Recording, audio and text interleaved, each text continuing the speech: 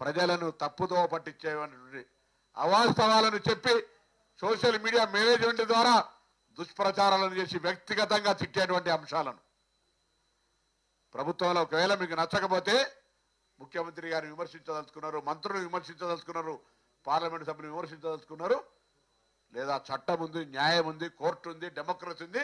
అన్నిటికంటే రేపు పొద్దున బ్యాలెట్ ఓటింగ్ ఉన్నది.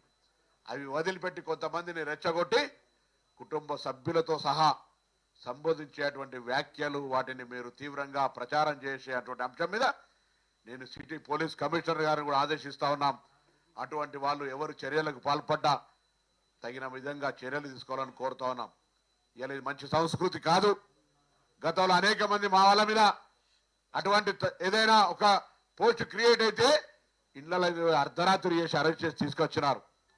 ఇలా ఇటువంటి ఆందోళనకరం కలిగించేటువంటి లాంగ్వేజెస్ ఉపయోగించి ప్రజలను తప్పుదో పట్టించేటువంటి అవాస్తవాలను చెప్పి సోషల్ మీడియా మేనేజ్మెంట్ ద్వారా దుష్ప్రచారాలను చేసి వ్యక్తిగతంగా తిట్టేటువంటి అంశాలను ప్రభుత్వంలో ఒకవేళ మీకు నచ్చకపోతే ముఖ్యమంత్రి గారిని విమర్శించదలుచుకున్నారు, మంత్రులను విమర్శించదలుచుకున్నారు, పార్లమెంట్ సభ్యులు విమర్శించదలుచుకున్నారు, లేదా చట్టం ఉంది, న్యాయం ఉంది, కోర్టు ఉంది, డెమోక్రసీ ఉంది. అన్నిటికంటే రేపు పొద్దున బ్యాలెట్ ఓటింగ్ ఉన్నది.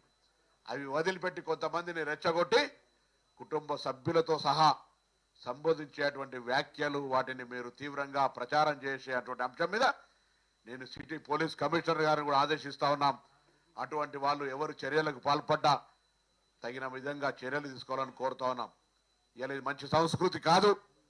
గతంలో అనేక మంది మా వాళ్ళ మీద అటువంటి ఏదైనా ఒక పోస్ట్ క్రియేట్ అయితే ఇళ్లలో అర్ధరాత్రి చేసి అరెస్ట్ చేసి తీసుకొచ్చినారు. ఇలా ఇటువంటి ఆందోళనకరం కలిగించేటువంటి లాంగ్వేజెస్ ఉపయోగించి